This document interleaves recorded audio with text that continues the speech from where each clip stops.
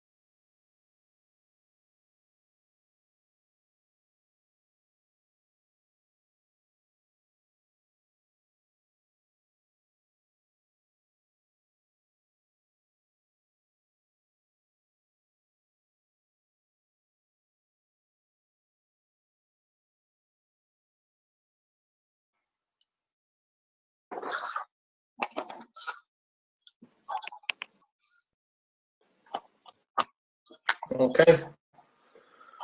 Well, I think Just one moment, Chair.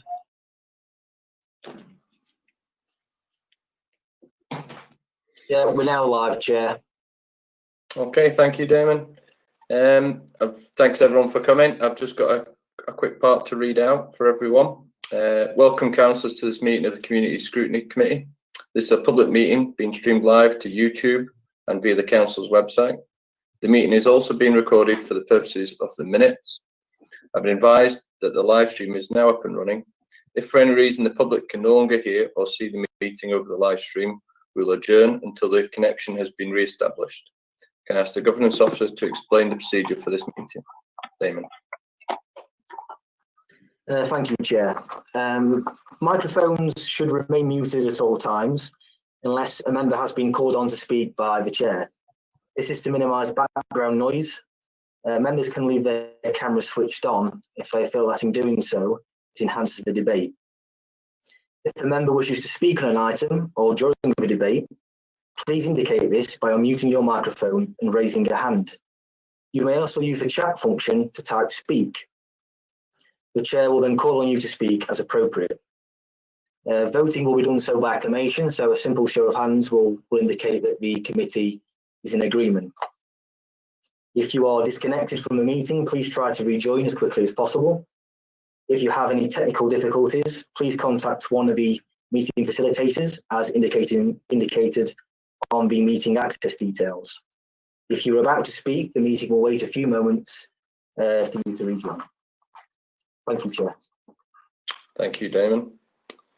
Item 1, apologies for absence. Can the government officer please advise if there have been any apologies for absence? No apologies received, Chair. Okay. Are there any more apologies? Councillors who wish to submit apologies on behalf of an absent member, please turn your microphones on.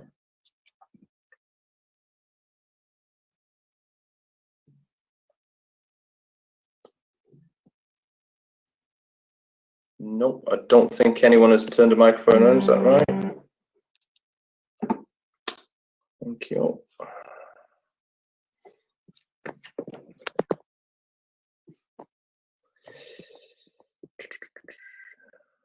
Declarations of interest. If any members do have any interest to declare, please can you turn your microphone on now?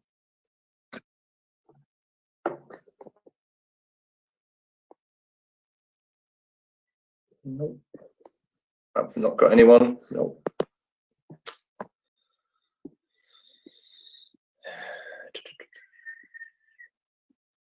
Minutes of last meeting. Can we agree that the minutes of the last meeting were a true and accurate record?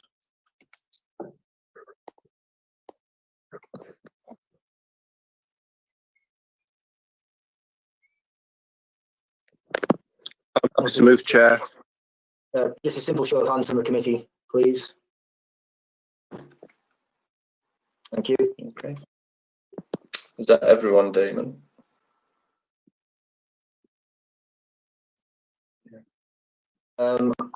Councillor Bartlett. I wasn't at that meeting. Oh, thank you. You'll have to, everyone will have to apologise. I'll have to apologise because I've got to keep coming from this screen to a different screen to read it out. So there is a little bit of delay, but I'll be as quick as I can. Okay, move on. Could you just raise an issue with regards to the paperwork that we've or should I say the files that we've sent? In the agenda, it refers to pages, for example, 4 to 8, 9 to 12. But when you look at those pages, you've got 2 page numbers on it. So it's a little bit confusing with regards to going through it. So I'm just wondering if it's possible for the agenda and the relevant documents to be displayed on screen. Okay, Damon, is that possible? It is possible for the time being, but we do have some presentations that are due to be presented, so I can do it for the time being. Amy, are you able to load the agenda up? Yes, just give me 1 minute and I'll find it and get it up. Thanks, Amy.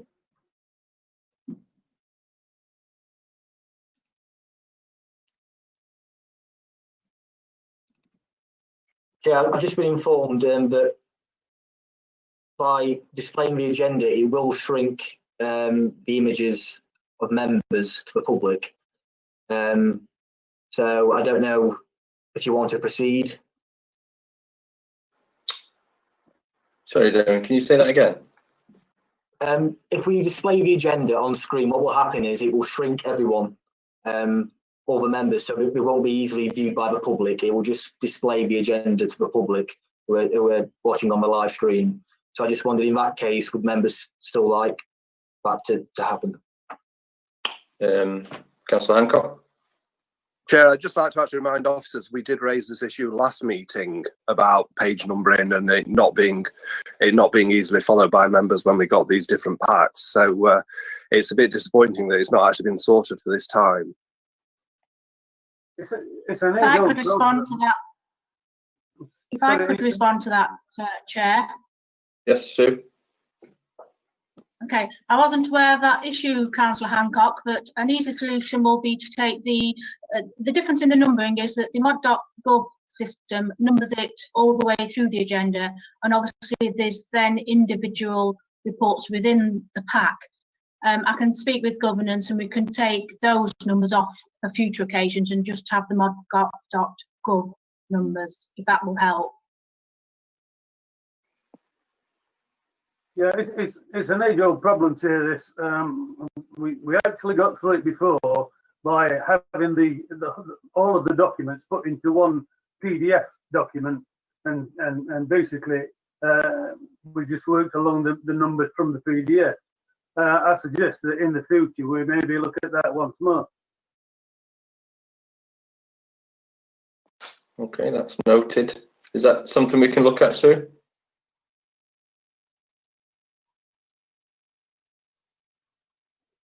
Sue? I'm coming, Chair. The microphone takes a little while to switch itself on. Yes, Okay. I'll have a chat with the governance officer and we'll see what we can sort out. Okay, thank you. We'll move on. So, with regards to the agenda being placed on screen, I'm happy for it to happen, as we'll still be able to hear each other speaking. If anyone has any thoughts on that, please speak up. Otherwise, I think it'd be a good idea to put the agenda on. I mean, alternatively, Chair, if somebody explains which part we're at on the agenda, so that we can switch to the relevant file, then it should be okay. But for future reference, you know, the PDF is maybe the way forward.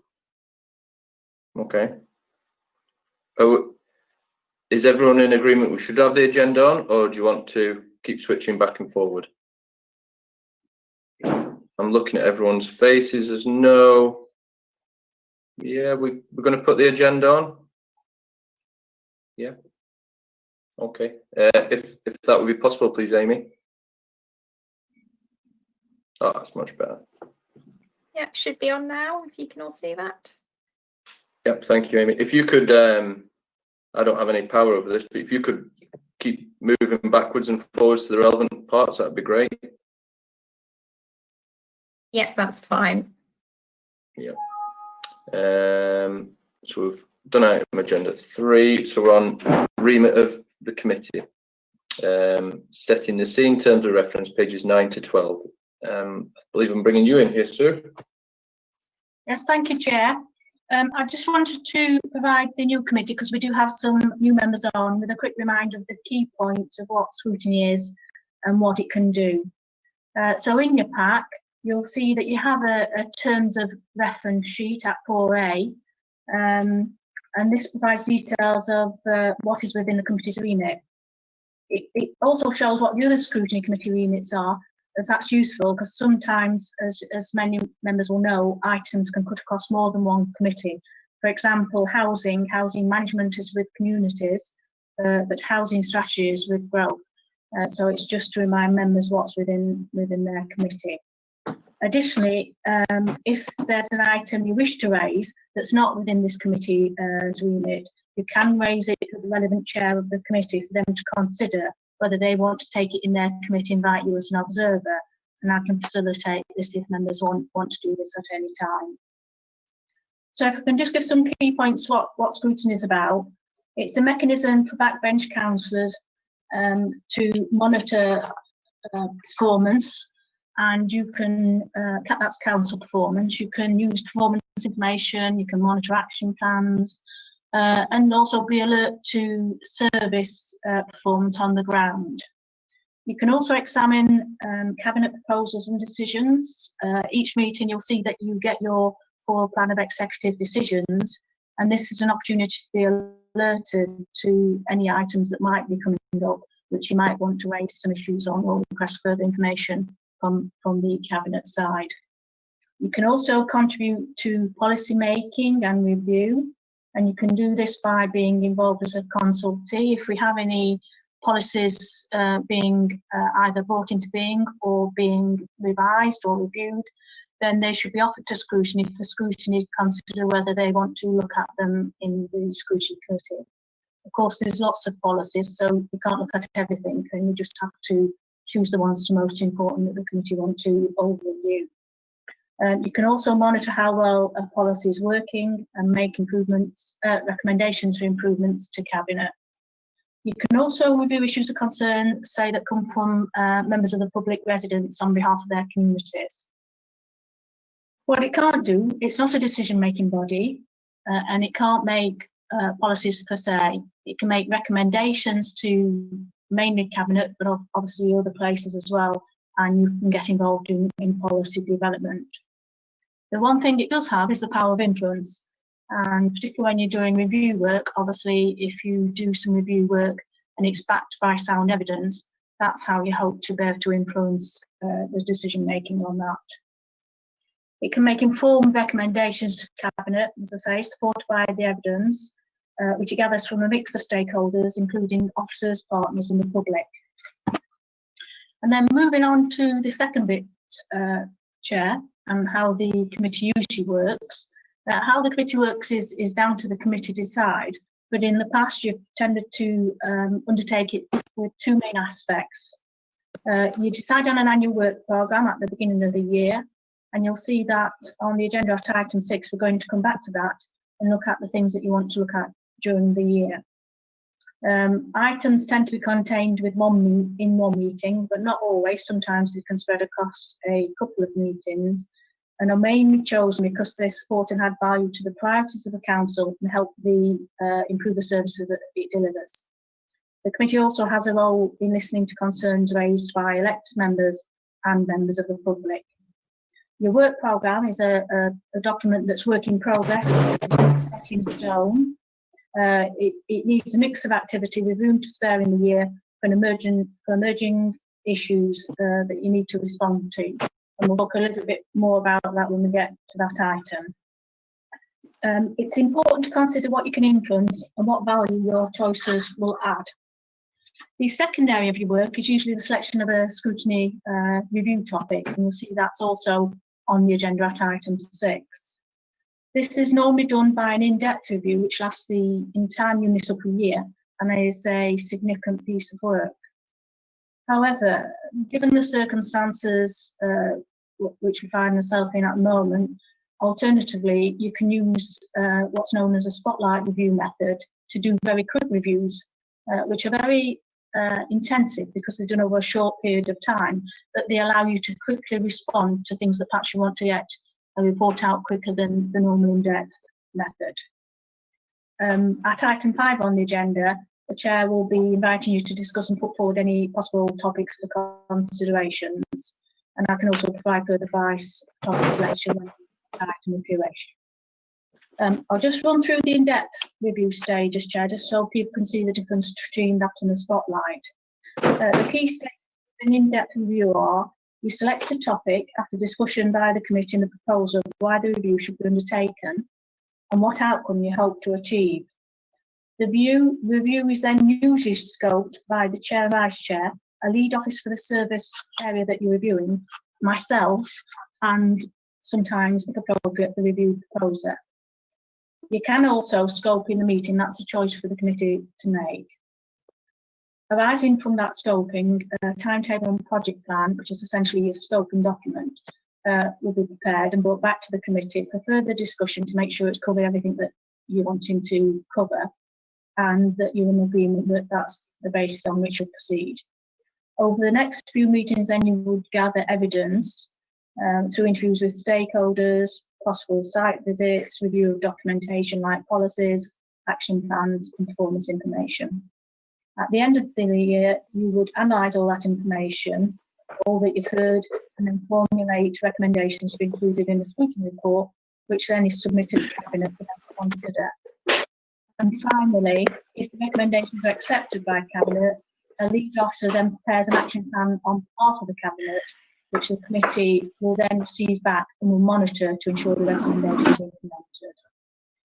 And that's all I have to say, Chair. So if there's any questions on that, I'm happy to take them.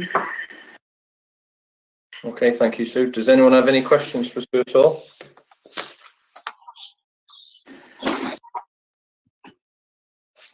I don't think I can see everyone on screen. So, Damon, has anyone raised a hand? This is terrible.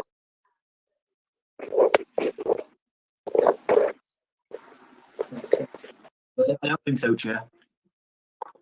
Thank you.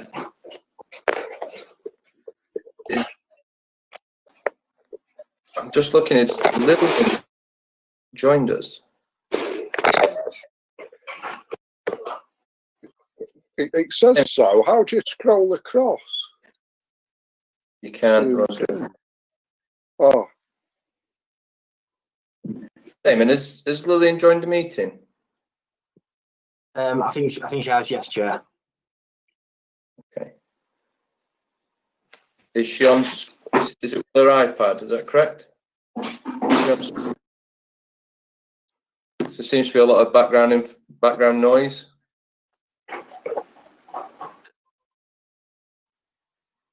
Councillor Dayton, could you please mute your microphone?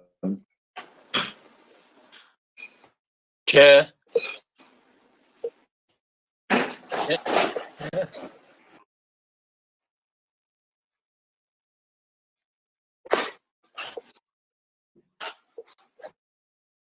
Damon, is there any way of muting everyone's microphone, please?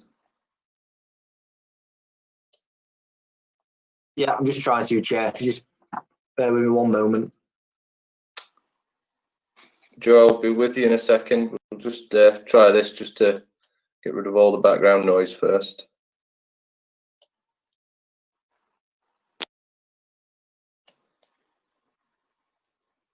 Yes, Chair, I believe that everyone's been muted. And can you confirm Lillian is with us? Is that correct?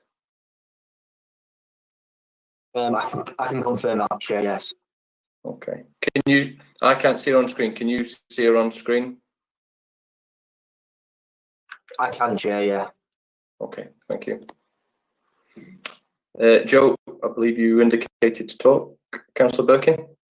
Thank you, Chair. I was just going to say, if you scroll along the top, I've got it on the laptop, and I've got an arrow on the top right-hand corner. If you scroll along, then you can eventually see everybody. But it's only six photos on the screen. So Lillian is the last one on. Yeah. Thank you. I don't think we've got that facility on an iPad. No. Everyone's shaking their head now. We don't have that facility, sadly. So we'll move on.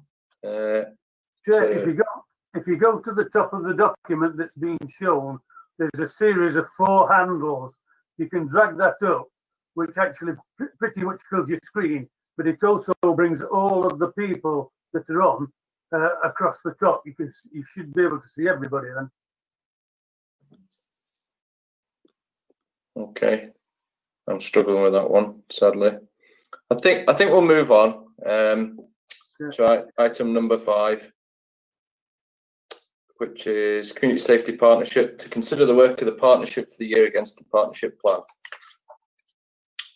Sue, I believe this is yourself again. Chair, if you consult your script, we have some people which I can read if you're okay with that. Yes, thank you, Ms. Swain. Who would you like me to introduce? It's Karen here. Hi, Karen. Hello, hi. Thanks for joining us. That's okay. Shall I start this item? Is that okay? Yes, please. Yeah, okay, thank you. Good afternoon, everybody. So my name is Karen Hanson, and I'm the Strategic Director at the Council for Environment and Enforcement. So what we're going to be doing is giving you a presentation on community safety and the Community Safety Partnership. It's a statutory requirement that the partnership goes to scrutiny once a year with an annual report. So that's the purpose of our presentation for you today. There's quite a lot of statutory requirements around community safety. We are required to work with our partners across the whole of the district for the prevention and detection of crime. And that's why we're here really today, to let you know exactly what we've been doing and to answer any questions for you. In the room with me at the moment is Faye Green, who's our community safety manager, and also Sergeant Wilson from the police, to be able to give you any information that you want and to answer any questions. We are also expecting somebody from DCC to be here. He was in on the conversation at the beginning, but I don't see him anymore, so he may have been having technical problems. But you'll notice in your pack that he has provided us with an update, a very comprehensive update from the County Council in relation to the work they're doing around domestic abuse.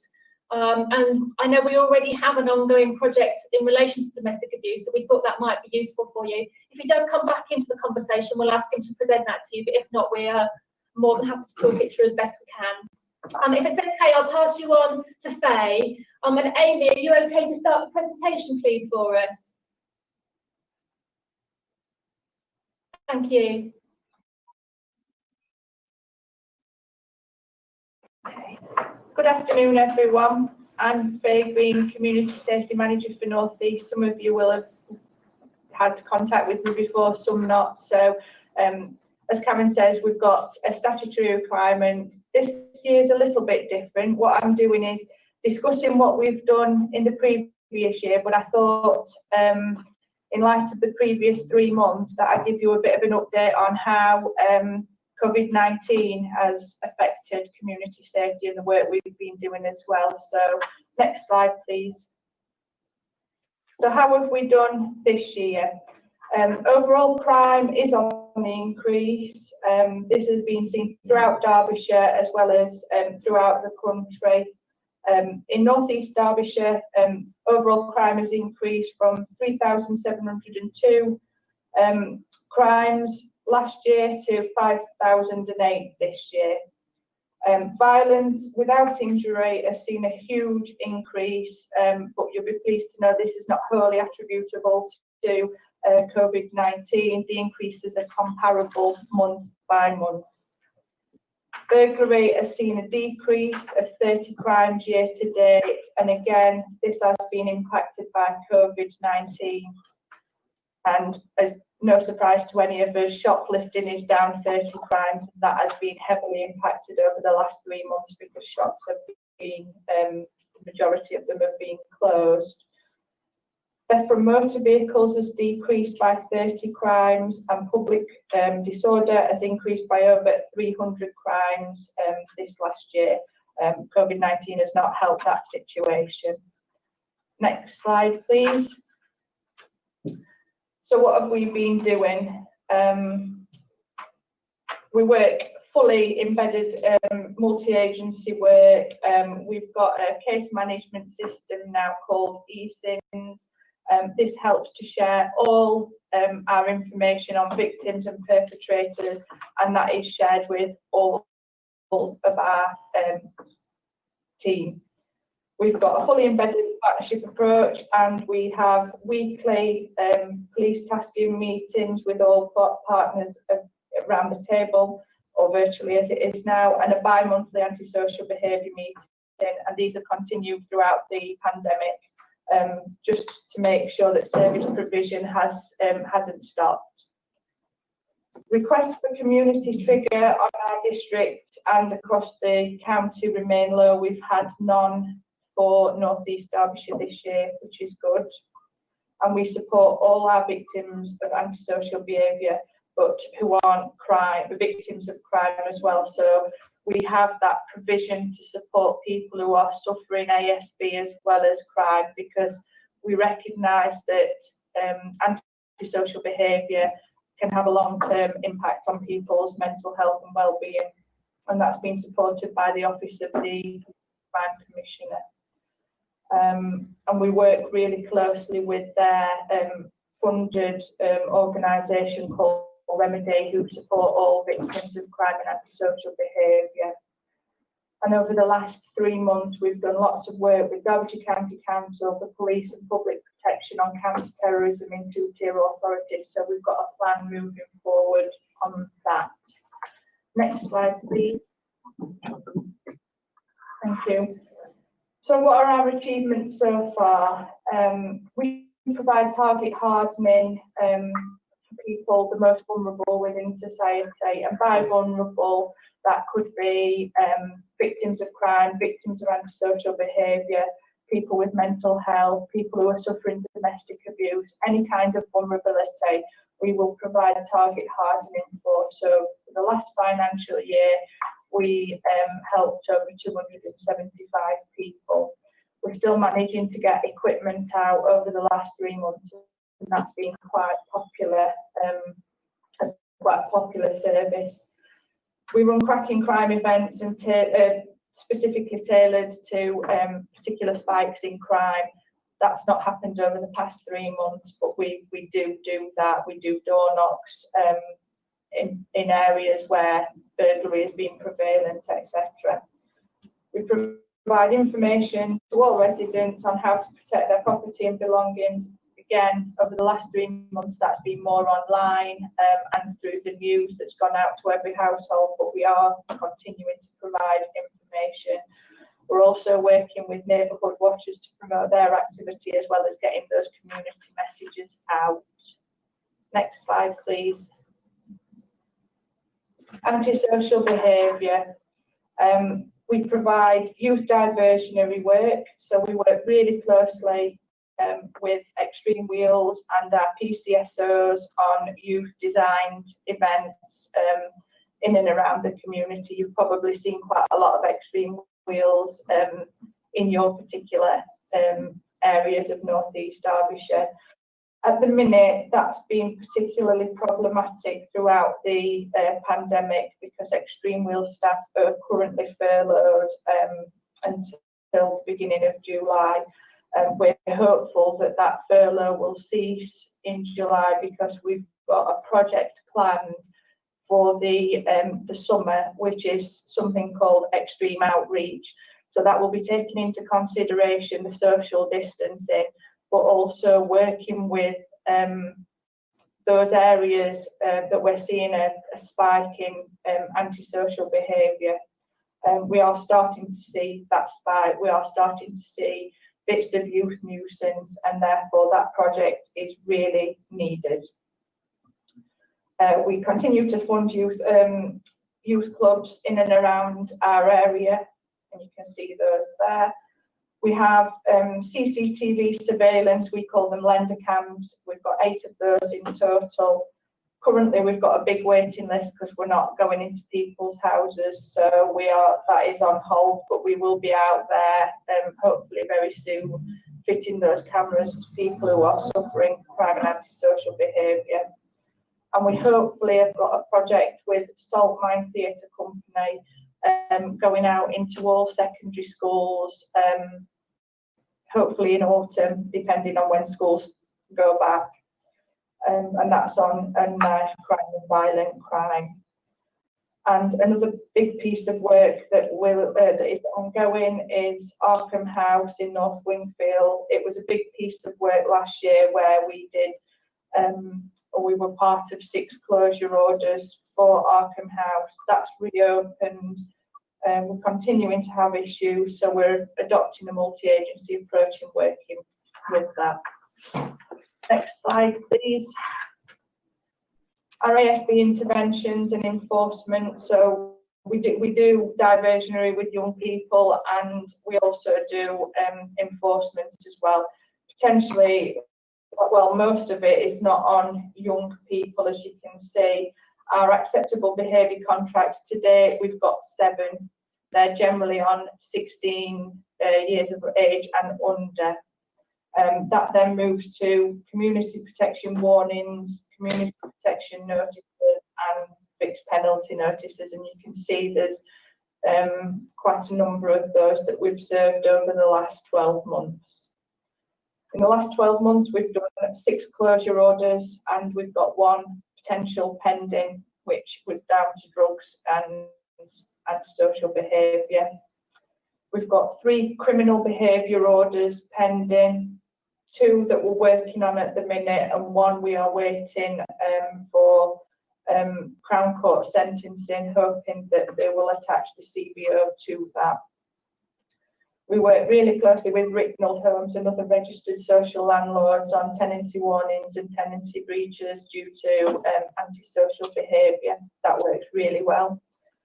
And we do, we've started to work with some private landlords on community protection warnings. I'm not quite sure that the legislation had been translated to private landlords in the fact that they are responsible for their tenants' behaviour, and a community protection warning is an easy way of reminding a landlord that they are responsible for their tenants. So we've done quite a lot of work with that over the last year. And like I've just said, we have over the past weeks seen an increase in youth nuisance.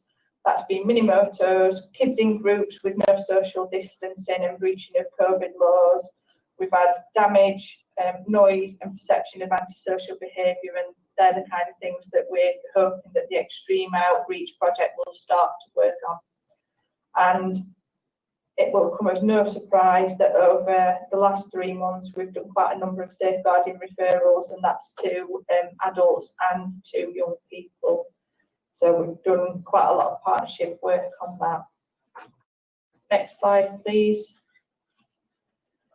We remain committed to working with people and supporting people who are suffering domestic violence and domestic abuse. So we promote and work really closely with the Elm Foundation to support victims and perpetrators of that crime.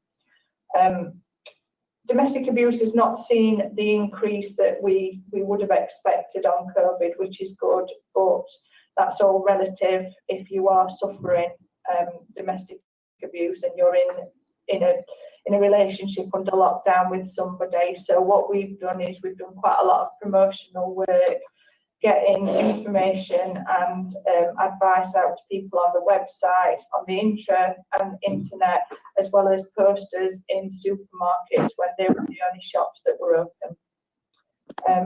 Overall, we've seen a 2% increase in the volume of domestic abuse related calls for service during lockdown compared to the same period last year. So it is low, but we continue to put that message out.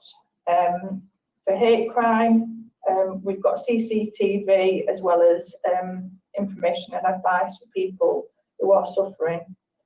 And drugs and alcohol awareness and violence, we work within schools and youth clubs and other statutory agencies. We're looking to put in a session at every secondary school on our district regarding knife crime and violent crime, and we're working with the police on that. They're looking to fund that as well. And we've got another potential closure order planned this next coming year. Next slide, please.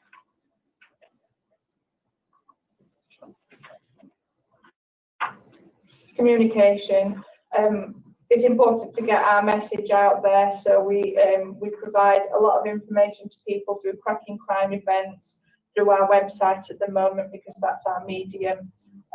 We undertake door knocks to provide reassurance to people when we're able to, and we also gather hearsay information from courts, and we disseminate information regarding antisocial behaviour and crime levels through the media and websites and community consultations.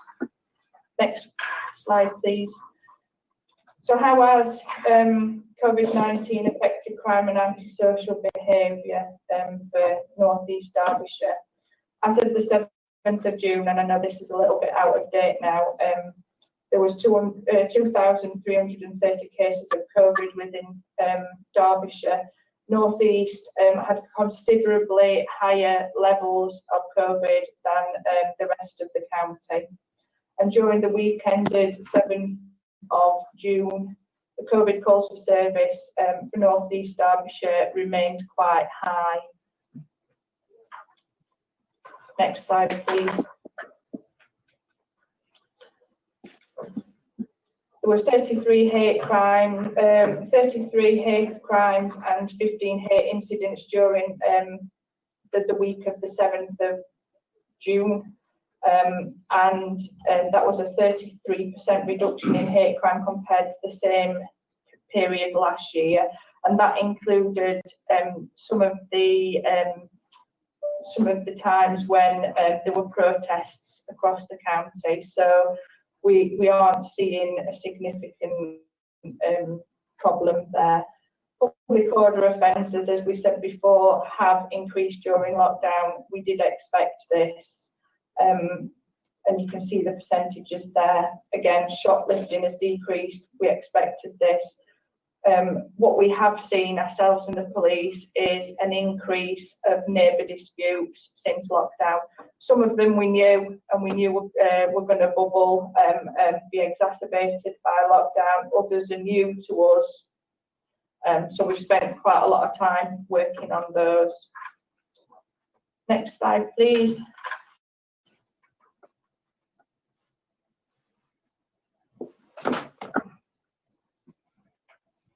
And planning for this financial year, it's been slightly harder to plan until we're fully out of lockdown. So we've got quite a bit of projects planned to do when we are fully out of lockdown.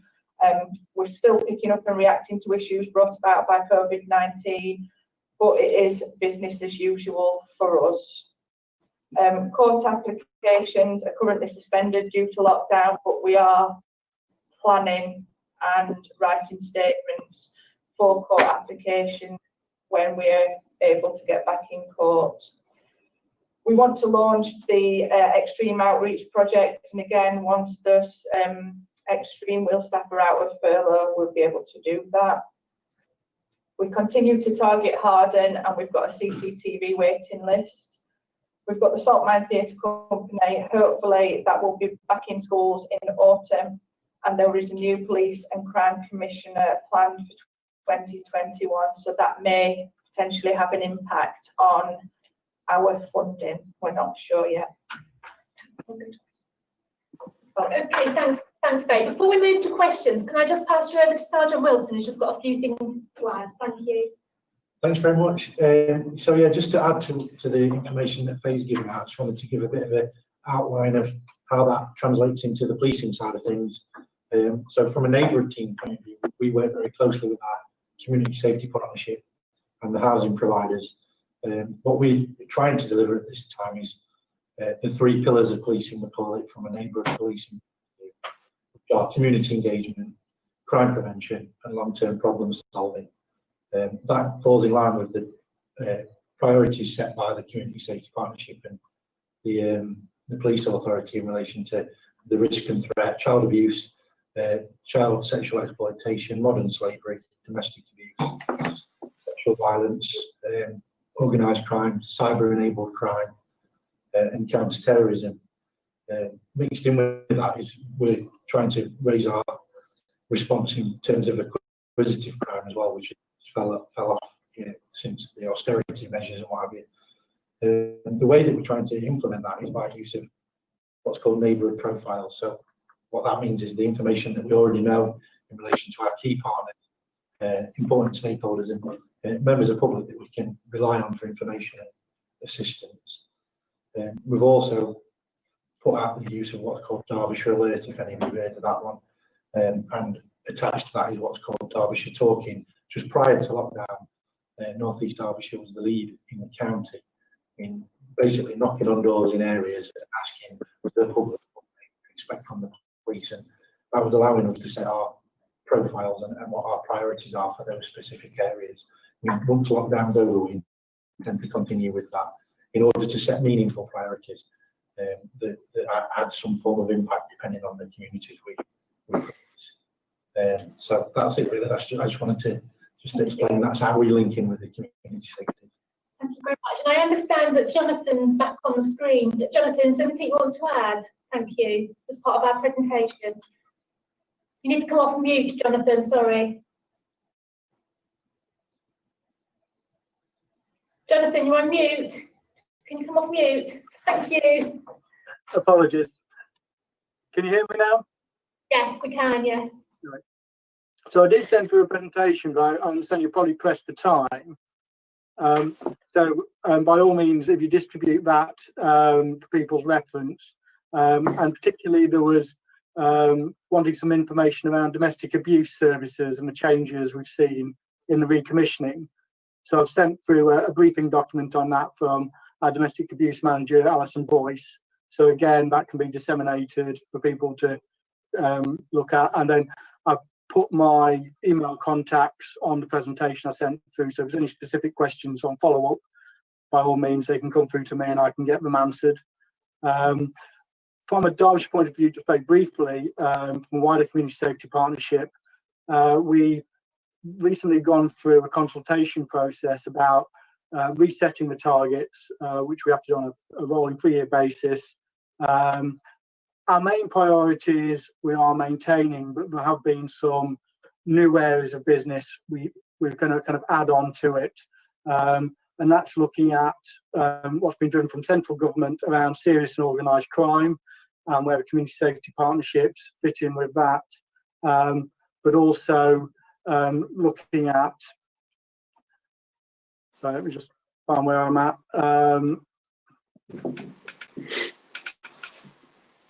Serious and organised crime, including county lines, and also serious violence strategy, which have both been driven from central government. What's also come out from that consultation is kind of 2 strands of how we want to do our business, which is a preventative and early interventions model, and also being guided by better use of data and better partnership and information sharing. So again, that's all in the presentation. But apart from that, I've not got anything specific to add, and I'm happy to take any questions as well if anything comes up. Okay, thank you. Does anyone have any questions about what we've just had? Yeah, so Councillor Gomez-Rini. Thank you. Thanks, Faye. That presentation was really good and really helpful. I just had a quick question because both Councillor Carolyn Rennick from Marsh Lane and myself, we did speak to Extreme Wheels just before the new year. One thing that we were, quite keen on doing was seeing if we could get them to our area in Eckington, obviously just to try and help get some of the some of the youngsters off the streets, really. So I was just quite interested. I know that obviously with the pandemic, that's probably, thrown things in the air with regards to the summer. Is there anything in the pipeline looking forward to winter? So probably more September onwards, I'm meaning. Yeah, winter can be quite hard for Extreme Wheels, and what we have to do is we have to find a suitable venue that can take some of their equipment. I know that Eckington's done that before, and I can see from our calls for service that it will be considered in the area. Hopefully, for extreme outreach over the summer period, we're going to get them to go to the hotspots. So the hotspot areas would be Killamarsh, Eckington, Claycross, in Charlie Park, and other areas that come up on our calls for service during lockdown. So we are starting to plan for that. We've just got to keep our fingers crossed that they come out of furlough on the 7th of July, 6th or 7th. Thank you. Cheers. Yeah. Thank you. Councillor Hall. Oh yeah, thank you. I just wanted to say one thing that surprised me was the amount of where you say there's 6 houses that have been what was the term, not locked down. It was more than I was. So it was more than I was expecting, actually. But at least it goes to show that you are taking things like that seriously. One thing I wanted to know was about working with Ricknold homes. Is there any pressure put on tenants if there is an antisocial issue in the community locally by either the tenants or anyone actually living in the property with them? Yes, everybody who is renting a property, whether it be Ricknold or anyone else. I mean, I use Ricknold as an example because I work very closely with them, and they are one of the best registered social landlords I've ever worked with. They have a very strong tenancy agreement, and Ricknold run that tenancy agreement to the letter, so that if anybody in a property is causing antisocial behaviour, or any visitors to their property are causing antisocial behaviour, they are responsible for that behaviour, and action will be taken. So we work really closely with them. So it could be anything from a tenancy warning and perhaps a community protection warning from me. It would all depend on the severity of that antisocial behaviour. We can move straight to notice of intent to seek possession if we deem it appropriate to do that. And we have really regular meetings with Ricknold. We have weekly with the police, and we have them bi-monthly RASB meetings that are fully integrated. And I can say that they do deal with all their antisocial behaviour really well. I wish every other registered social landlord would do that. Yeah, thank you. Thank you. Thank you, Roger. Does anyone else have any more questions or comments? Councillor Birkin. Thank you, Chair. A couple of phrases that Faye used in her report, which I thought was very comprehensive, but I didn't understand what the phrases are. I think one was community targeting and the other was target hardening. Could you just explain what you mean by those, please? Do you mean community trigger? That was it, trigger, sorry, yeah. So community trigger is something that the government brought in 2014 through their Police and Antisocial Behaviour Act. And what that was is to ensure that organisations are held to account. So if somebody is persistently complaining about antisocial behaviour to the police, to ourselves, or to their registered social landlord, or wherever, and they don't feel like they are getting anywhere, they can complete some paperwork. It's on our website. It should be on every Community Safety Partnerships website across the country. And what we do is we chair a meeting and bring everybody together to look at their complaint and how we can address that better. So hopefully you can see that for North East Derbyshire in particular, we aren't getting those qualifying complaints through community trigger, because we address our antisocial behaviour early enough, and we put the victims at the heart of everything we do. Target hardening is a lot of hardware in my office, if you like, for people who are suffering crime and antisocial behaviour. That could be something as small as a little window alarm or dummy CCTV. We've got a whole array of kit, and what happens is, if the police go out and they see a victim of crime, they get in contact with us, or if you've got anybody that you feel like they need to be seen by us, we will go and visit them, and we look at their property to make sure it's as target hardened as possible, to make them feel as safe and secure in their own home as we possibly can. Okay, thank you. Councillor Birkin, to answer your questions. Brilliant. Councillor Clark, I believe you're next. Oh, cheers, Chair. Thank you for that. Yeah, more of a comment, really. I can't speak highly enough of Faye and her team and how they work together. This multi-agency working.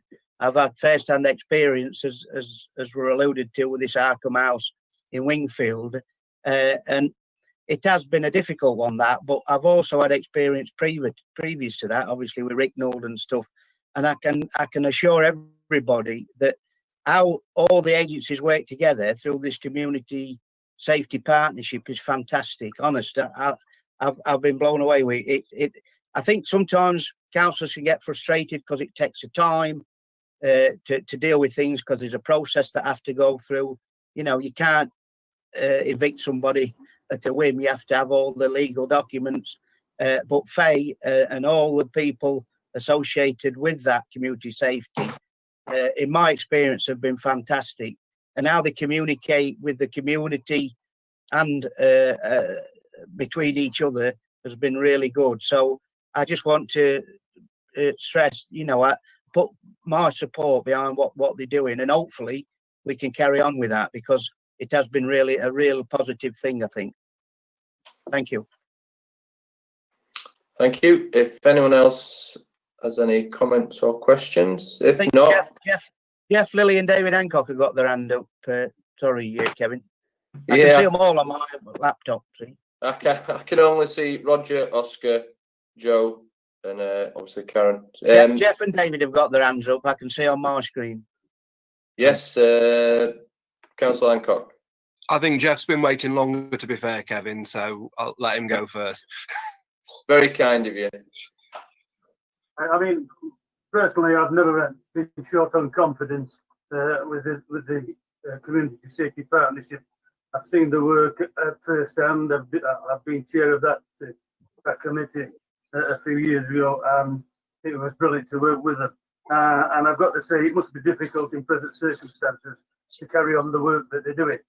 But I'm pleased to see that the partnership is still on the ball in reference to the situation in North Wingfield. We've had correspondence this morning with regards to that problem, and it looks as though once again it's a successful outcome on behalf of the community from this community safety partnership. From a planning point of view, I think planning is going to be very difficult. Again, coming back to the circumstances, while this COVID-19 problem is on. But just as a pre-bit to it, do we expect a rise in the problems as the lockdown comes off? And from position of the Helm Foundation and domestic abuse, it's suggesting a rise of 2%. I start asking myself questions, because when we've got a lockdown, we've got people that are forced to stay at home. Some of those people were working and were getting a wage and whatever else. Perpetrators of domestic violence were generally associated with the people with the money, and it had an association with the amount of alcohol and whatnot that was consumed. I'm just wondering if they're expecting a rise in that problem.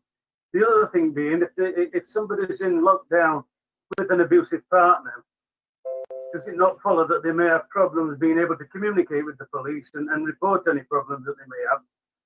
And could there be, you know, once again, a release of that when lockdown's gone, and an escalation in reports and calls? Okay, if I start off with the coronavirus part of it, and then I'll pass over to Sergeant Wilson in relation to what they're doing about domestic abuse. So with regard to the coronavirus crisis, we are part of what's called the LRF, which is the Local Resilience Forum. And the LRF started meeting daily, the gold group, the strategic group. And then eventually that was reduced 3 times a week, and now it's once a week. And that group is responsible for the full coordination around the coronavirus crisis, everything from the NHS and the social care aspects right through to community cohesion and any issues around the regulatory enforcement. So as a partnership, we have been ensuring that tensions are kept to a minimum, that we are aware of where they are, pockets of tensions. And at the beginning, most of our work centred around regulatory services. So our environmental health team we're responsible for ensuring that when we receive very frustrated complaints of businesses still being open, and you'll be aware that some of the pubs were still open at the very beginning, we dealt with that very, very quickly with our police colleagues to make sure that those frustrations and tensions didn't continue. And equally now, as things are starting to open up, we are working very, very closely as well on all of that. We're very aware that some neighbours are now getting really hacked off with noise nuisance, barking dogs, and some neighbour disputes are starting to boil over. So we're working very closely with colleagues on all of those things. And the Local Resilience Forum receives updates around tensions on a weekly basis to make sure they're all under control. So you're right, Councillor Lilly, we have got quite a big agenda around COVID-19. It's not just as straightforward as the things that you hear on the 5 o'clock government briefing. It's very, very complex, and we are trying to keep on top of all of that, and we will continue to do so, particularly as we go into July, where potentially some of the pubs might open up again, if they allow us to do that, and if the 2 metre rule gets reduced to 1 metre, etc. We've got a lot of work to coordinate that and to get our high streets back up and running and to get people back out meeting families, etc. And some of that does come with some criminal activities and nuisance, antisocial behaviour and community tension. So we're doing, as a partnership, doing our very best to make sure we know where that is, and we're doing our best to help.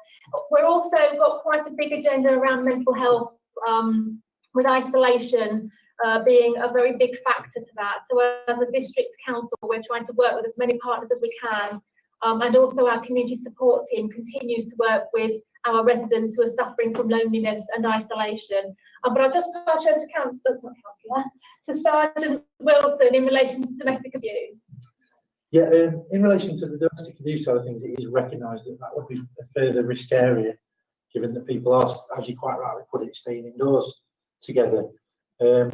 We've had a heightened emphasis across the county in relation to what we call evidence-led submissions to CPS. So any calls for service will get to addresses, should it be from the victims themselves or any third party. The officers are instructed to be more stringent in their investigation, be that using body-worn video footage towards CPS, ensuring that house-to-house inquiries are done across, with neighbours and people across the road and what have you. Using the telephone recordings or the contact methods as part of the investigation, should we get any reports. Using previous information, previous incidents that we've had at addresses, telephone data, any medical records, anything else that we get in relation to that. What we previously would have called them victimless prosecution. That's the right term because there's always a victim. So we're referring to it as evidence-led submissions. Massive emphasis on that now. Furthermore, is the multitude of reporting methods that we've got via 101, 999, the online submissions, the social media reporting as well. So on that social media platform as well, we are making it clear we're using what's called Think Family as a method for contacting us. And also moving on from what Karen said about the planning for the COVID-19 restrictions being lifted. And personally, I've done some Facebook Live videos this morning on social media, just trying to clarify it as the weekend's coming up, explaining the new legislation around the lockdown bubble that people are referring to, hopefully adding a bit of clarity. The feedback that I have had so far is that information has been put out there quite clear, because there is the perception that lockdown's pretty much over and people are doing whatever they want. But we, as from the police side of things, are very much geared towards the 4 E's: the education, the encouragement, and the as opposed to you going to the enforcement side of things. So we are still trying to advise and encourage. Okay, thank you. Councillor Hancock, did you still want to speak? Yes, thanks, Chair. There's two elements actually. The last one kind of picks up on Jeff's point there. It's positive that our domestic abuse is lower than we expected, but that kind of rings the obvious alarm bell: is is there more going undetected than we're aware of? Obviously, going forward, we've got the seemingly lifting on sports, which we know historically there's a correlation between sporting events and an increase in domestic violence. So, really want to be confident that kind of bit is being checked over.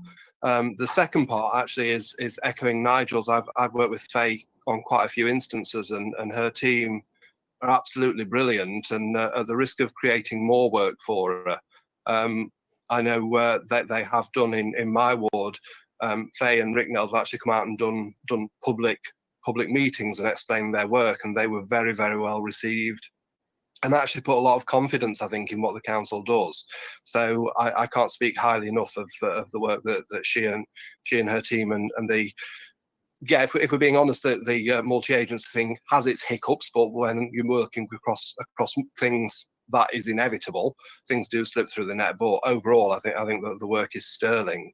So that praise aside, I just obviously want to come back and make sure that we are picking up, and we've got the mechanisms in place to pick up on domestic violences and potential increases as the field keeps changing. I totally agree with the points raised there by the councillor.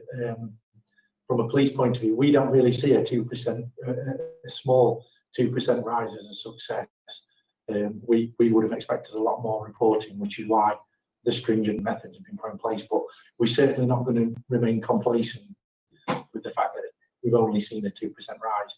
That's not something that makes us happy. We want to encourage more and more reporting so that we can tackle it properly. So I can assure you we're not going to rest on our laurels at that. Okay. Well, Can I if just there's add something from a county perspective on domestic abuse services? yes, sure. So I think a lot of the points which are really valid is potentially we've got an issue of underreporting currently for lots of reasons, and potentially as lockdown eases, we might start to see a sudden increase of those concerns. The report which I've submitted for people to share lists some of this, but we've not seen those concerns which are raised at national level of an increase yet, but there have been 2 bids we've submitted to central government funding as part of the community safety partnership to get some additional funding to be prepared for this potential increase coming through, and that's going to be then providing more resources to deal with this issue as it does probably come through the system. The agreement which has come from county council level is that they will underwrite that funding bids at the moment. So whether it's successful or not, that money will be in place to deal with any concerns as they come through. Okay, thank you, Jonathan. If there's no further questions or comments, I shall thank you all very much for your attendance. Thank you. And we'll move. Thank you very much. We'll log out now if that's okay. Yes, no problem. Thank you, Karen. Thank you. Would anyone like a professional break, or is everyone okay to carry on? You have to put your mic. Carry on. Can I have a break, please? 2 minutes. Yeah, sure. So if we just have a couple of minutes and then everyone come back, is everyone okay with that? Yeah. Chair. Sue? Thank you, Chair. Yes, that's good. Okay. Thank you.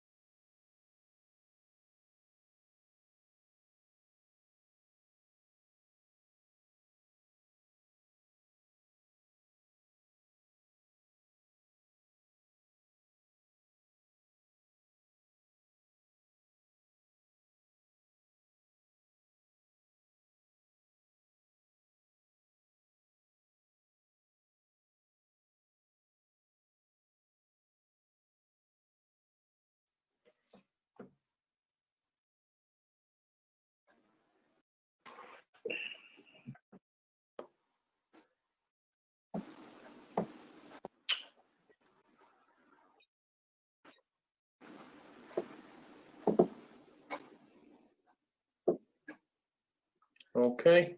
If everyone could mute the microphones, we'll proceed.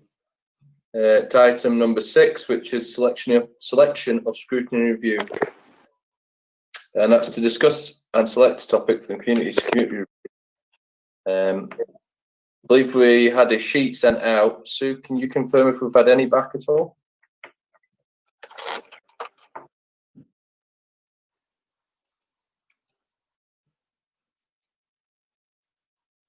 Sue, are you still there?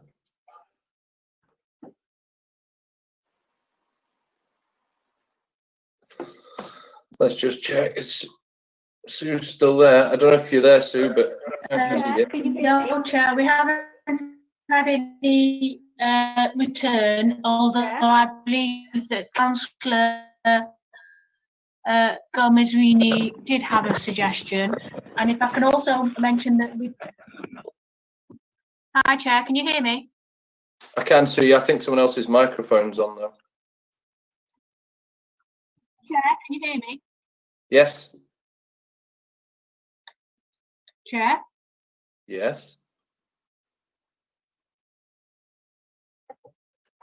You've got to love technology. Yes, I can hear you, Sue. She's behind you, Kevin. Watch it. I think we've been here twice. Can you hear me?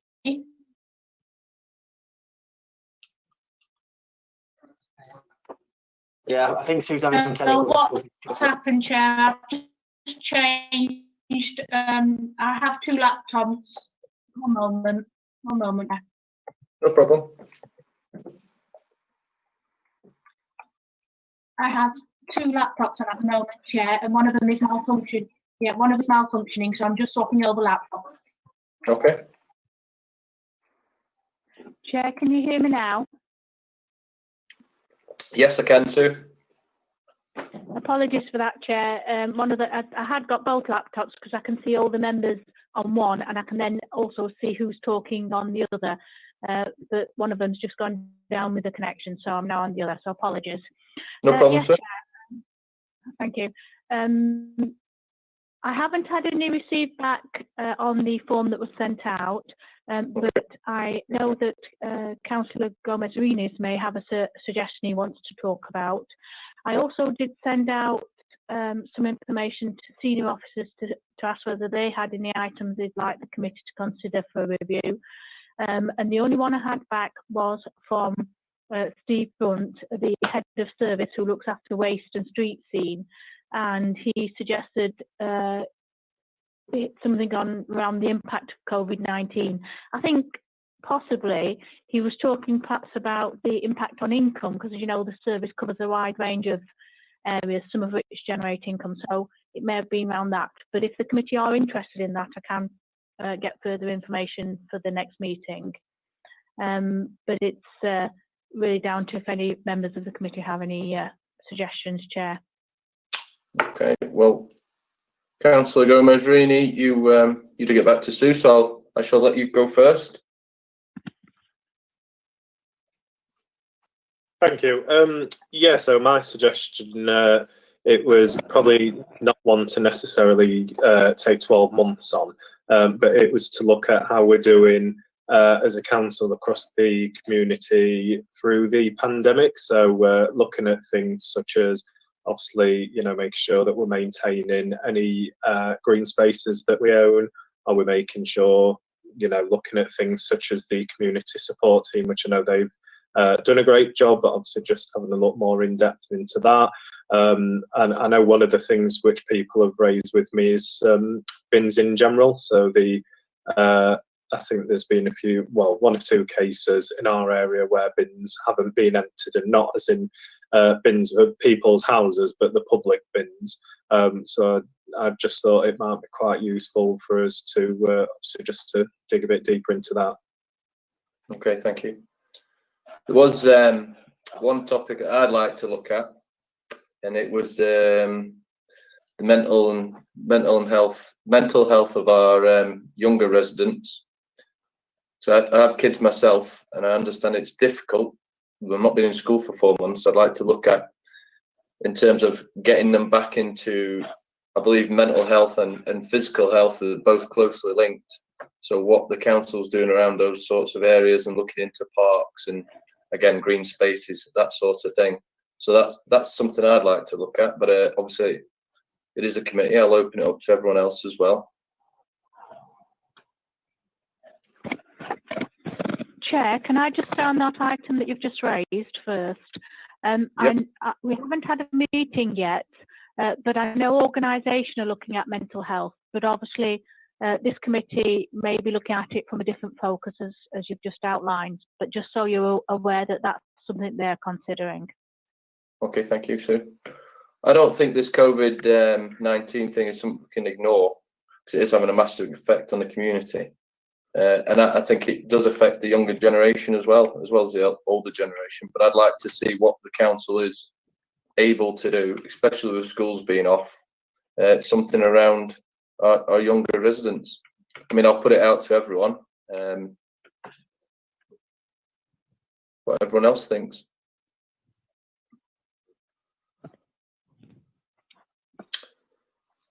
Oscar. Jeff, use your chat box, Jeff. I can't see you. I haven't got a keyboard. Okay. Just going along with the idea with regards to kids and younger people, that suggests that we maybe could look at the services, the youth services in general throughout North East Derbyshire, and see where we can make some improvement, both from a mental health point of view and from a physical health point of view. There's too many kids sort of sat about doing very little apart from playing about on the phone and whatever else, and a lot of physical activities are being overlooked. Maybe we could start and have a look at some areas of that in general and see what maybe we as a council can promote with regards to both physical and mental health in the youth sector. Thank you, Jeff. Oscar, then Mr. Hancock. Thank you.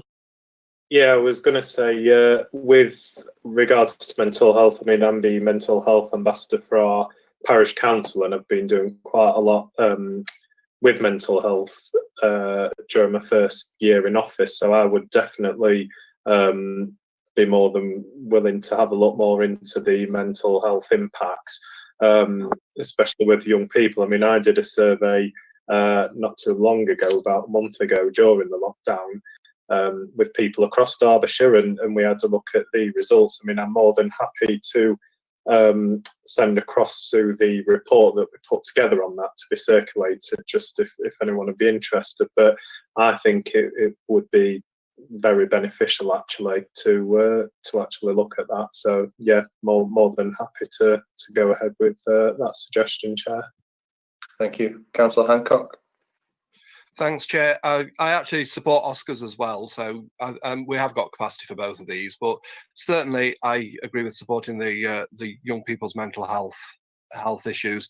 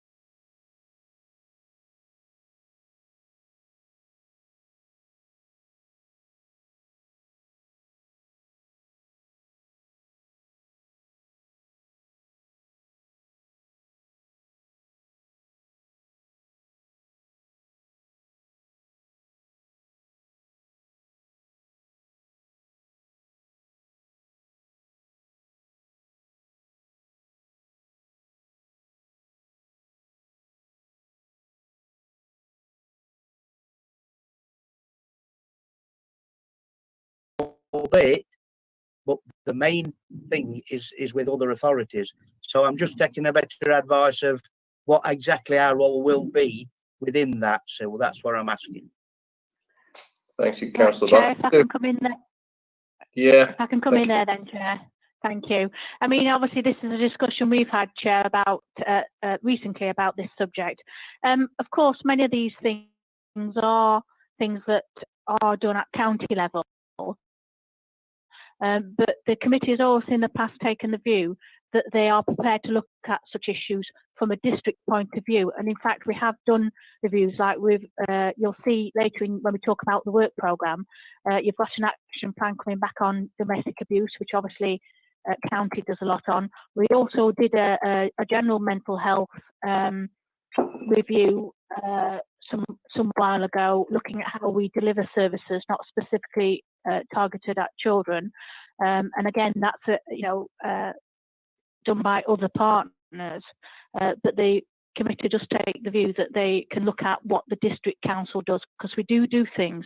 We may not have the lead role on it, but we can do some things. And also, if there's particular things that you're concerned about, those issues that you can raise with the lead authority. You can't force them to do that, but you can try and influence their decision on it. Thank you, Sue. So, just thanks for that, Sue. And I'm happy if you think that's something we can influence. That's great. Thank you. If I put it to everyone, then it would do something along the lines of childhood obesity and mental health. Mental health and well-being. I'm seeing some. I can only see a few. Yeah, I can see 6. Yeah, I've got a thumbs up. That's fantastic. Obviously, I can't see Jeff. So. I'm in favour, Chair. Yeah, good, lovely. It's nice to get you all in agreement. Councillor Oscar.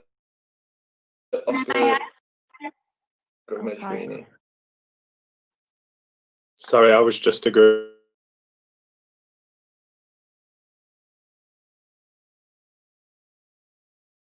Everyone's just saying yes, they're in agreement. That's great. Sue, did you want to talk?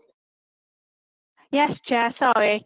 I just wanted to check what you wanted to do about this. Obviously, we've widened it to obesity and mental health, which is a much bigger subject.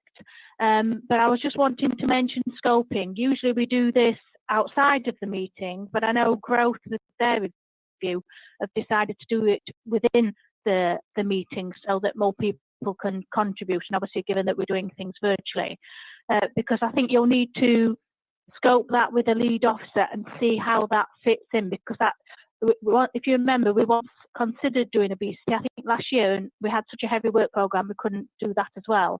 Yeah, I understand. I think we'd need to scope it and see how big that review was, and then you could take a decision whether you focus on both or whether you just focus on the mental health thing, but that's for a later date, but just wanted to flag it up.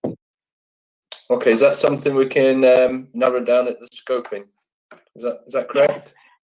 Yes, and it's a case of whether you want to do that in a small informal group or whether you want to do it in the next meeting, Chair. Okay. Anyway, I think it's nice to get everyone in agreement, and that's the kind of area we want to go towards. So I'm happy to put it on for the next meeting. Everyone to go away and have a little think about what areas they'd like to look at, and then if we bring them all back, we can narrow it down and target where we want to go. Is that okay with you? Yep. Okay. Yeah, thank you. Is there any other topics? I can see one hand up. Yes. Oscar. Councillor. I was just going to say, thank you. I was just going to say, would you like me to send the report over to Sue that we did on general mental health? I'm just thinking it might be a useful bit of information for the committee to look at, obviously when they're thinking for the next meeting, what sort of areas, etc., they want to consider. Yes, thank you. I think if we get everything gathered together before the next meeting, that'd be a good idea. No worries. I'll send that to Sue to be circulated then. Thank you. Hang on. Councillor Barker? Yeah, cheers, Kevin. I was just wanted to, what do you want to get out on it? As the chair, you've suggested it. I just wondered, you know what, like Sue said at the beginning about what's your outcome. I just wondered, just so I know where that we're going in the same direction, if you know what I mean. Just a bit of clarity, really, Kevin. That's all. Yeah, for me, it's been a culture change, really. With children staying at home more, being stuck on TVs and computers. And I think with the schools being closed, they've lost a lot of physical activity and getting out and doing stuff. I want to look at if there's anything the council can do, whether it be maybe a play park, those kind of things. That's what I'm looking towards doing. Somewhere that hasn't got a park that would need it. That's what I want to do. And I want the youth, the future, and I want to make sure they've got facilities to use. That's my thinking. I mean, we're all in here together, so it's up to everyone, really. That's the kind of area I think physical health and mental health are very closely linked. Yeah, thanks for that. Yeah, got the idea. Councillor Gomez-Rini. Sorry, it's a bit of a pain when you're trying to unmute this. I was just going to say, I think there is definitely potential for us to do a lot of positive. I mean, obviously, just going back to Faye Green's presentation, they spoke about things such as the extreme outreach over summer. And I know, like I've said, I've looked into mental health, and we've done a few bits through the parish council. And I think there's definitely one thing that we, probably want to look at is, these schemes such as the extreme outreach, and are there anything that we can do with regards to working with mental health charities, whether that be local or nationally. So I think I'm very positive about this, to be honest, because it's something that I'm quite passionate about, and yeah, I think there's definitely a lot of good opportunity, I'd say, that could come from this. Okay, thank you. Does anyone else have any other topics they'd like to put forward at all? Please bear in mind I can't see you all. Okay, if there's nothing else, then Sue, are we all right to put that on for the next meeting, and we'll discuss it and scope it further then? Yeah, thank you, Chair. I'll obviously wait till I receive some information, and then I'll get in touch and we'll sort out how we populate the scoping document. Thank you, Sue. So if we move on to item number 7, which is forward plan of executive decisions, 15th of May. Chair, sorry, I did. Oh, you are? Sorry, we made a note that Oscar said, he'd got an idea about this thing. Are we parking that one for a bit, about parks and stuff, green spaces and emptying bins, I think he said. Are we leaving that one? Oscar, will bring you in on this one.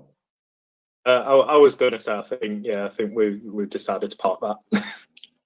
I'm happy to go, obviously, with the mental health. I think that'll fill his diaries up enough.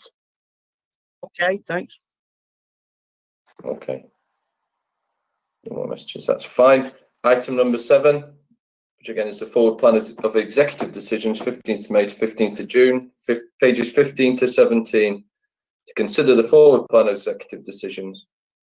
Sue, I believe this is just for noting, is that correct? It is, Chair. This is a document that comes every meeting, and it's just to alert members key decisions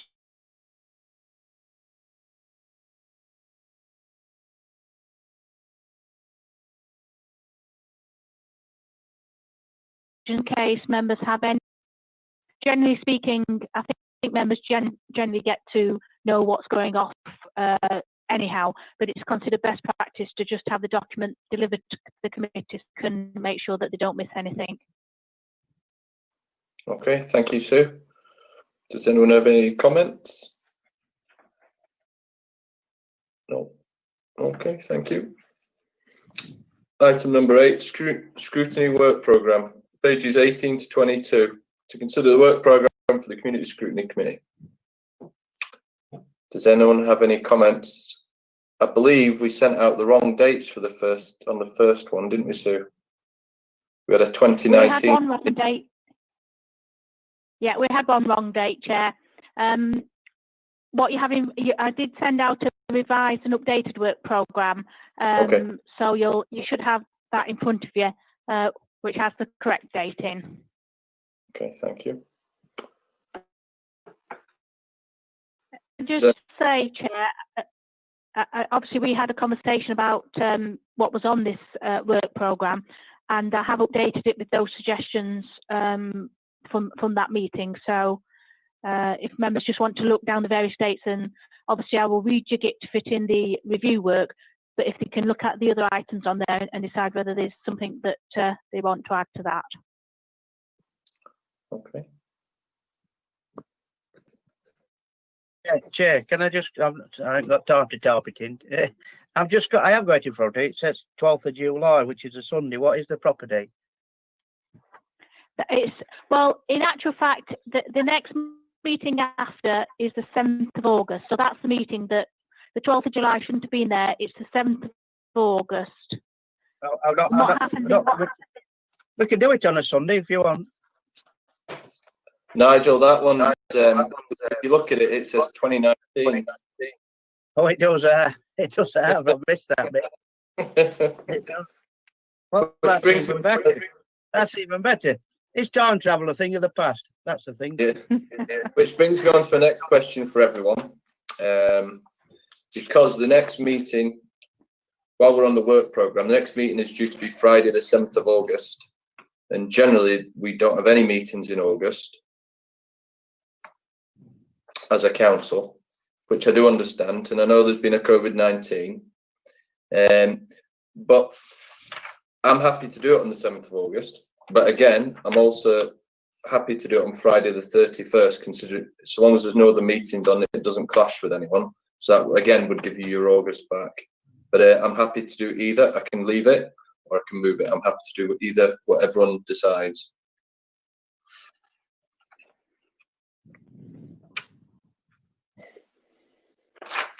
Yes, Councillor Hancock. I'd rather keep the August date if I'm truthful. The last day of the month is always a busy day for me work-wise anyway. Okay. But to be honest, I've never been a subscriber to this shutting down for August business anyway. To me, it's a normal month. You just carry on. Councillor Barker? Oh, hang on. Happy with August, either for me. Yep. So I think everyone's happy to keep it in August. Is that correct? Yeah. Yeah. No problem. So we'll move on to item number 9, which is additional urgent items, if any, to consider any other matter which the chair of the meeting is of the opinion should be considered as a matter of urgency. Chair, just before you go on to that, can I just mention on your work programme, you'll notice on the 7th of August, you've got your residential parking review, which was the review that you undertook last year. Now, as you know, you have the draft report for that, and you've asked me to send it to the committee after this meeting. So it's just to alert members to that, so that we can finalise that report at the next meeting. Yes, thank you, Sue.